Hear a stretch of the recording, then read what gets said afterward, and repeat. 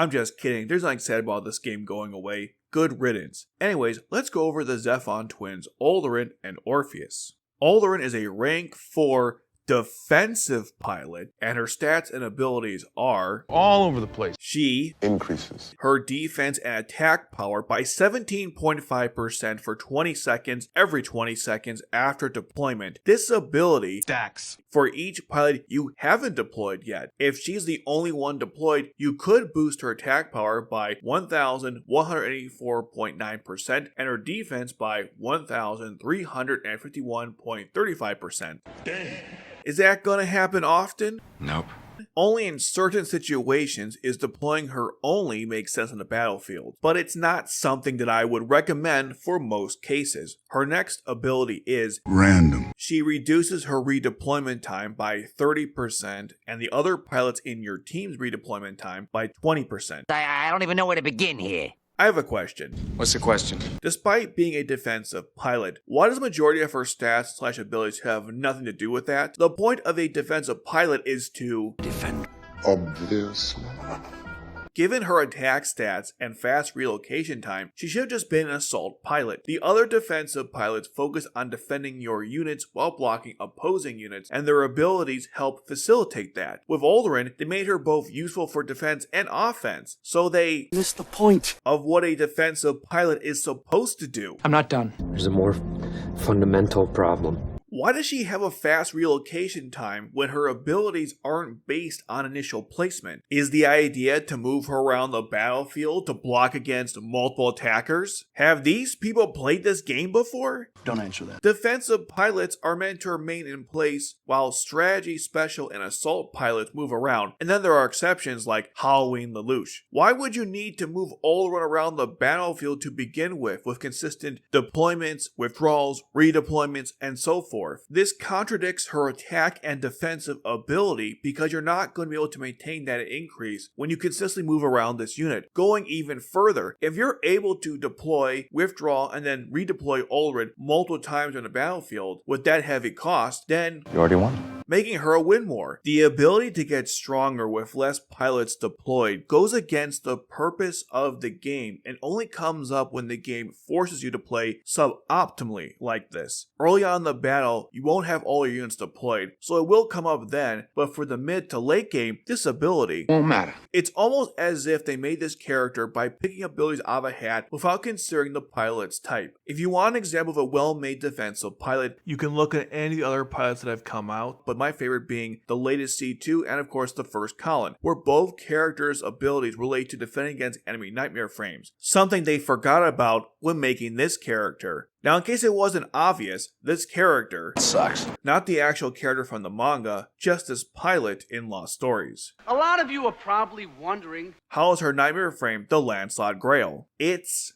Decent. the attack and defense are, Surprisingly good at. and the special is. Not bad.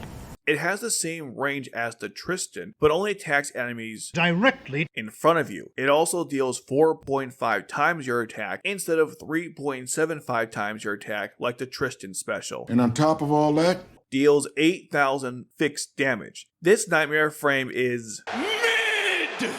The Tristan has better range for its skill and normal attack, the defense is only slightly worse, and it has a float unit, so why would you use this nightmare frame over the Tristan? There are other nightmare frames like the Florence, the Percival, and the Shenhu that have better stats or do roughly the same thing. Given that you have to summon Aldrin to acquire this nightmare frame, or of course, whale for it, It's not worth it. does it go well with Aldrin? Yes. But that's about it. Knowing that the Lancelot High Grail will be even better, is it worth summoning and investing in this unit right now? Still debatable. Next. Orpheus is a rank 4 Annihilator type pilot. Really?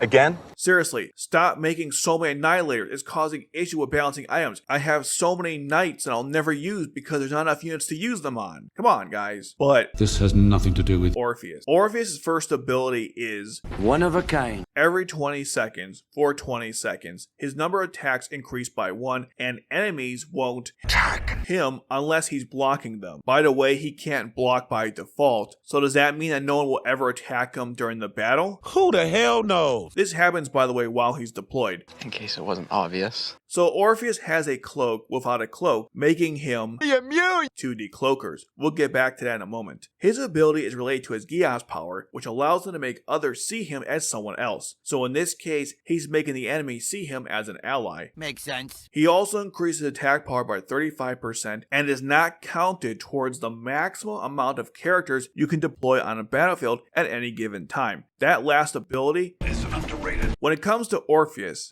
Yeah, I have no complaints so far.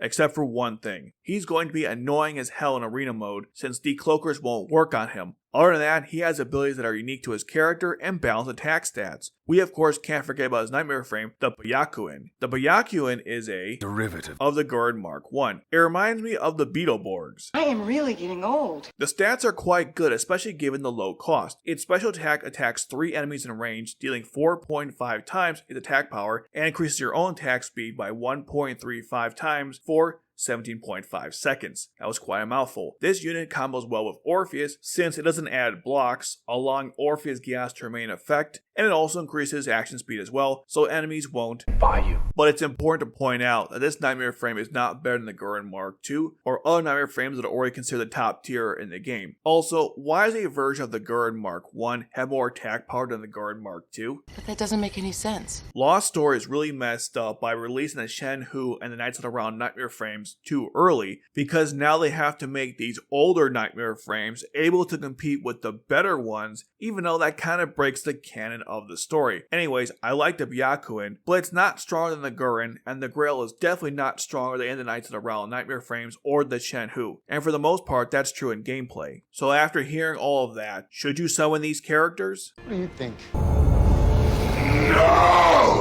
Unless. You have lots of spare Sakuradite and just want to collect these characters because you're a fan of Oz the Reflection, which is what I plan to do. One more thing. The first year anniversary is coming up soon, so maybe wait a little bit to see if they announce the new unit for that before attempting to summon these characters. Because these characters are not limited, and I'm sure the 1 year anniversary character will be. Also consider that neither one of these new characters is absolutely necessary if you already have a strong team, but Orpheus is going to be It's a real pain in the ass. in arena mode. Let me know your thoughts of these characters in the comments section below. If you enjoyed the video, please leave a like and share it, and don't forget to subscribe for more awesome Lost Stories content.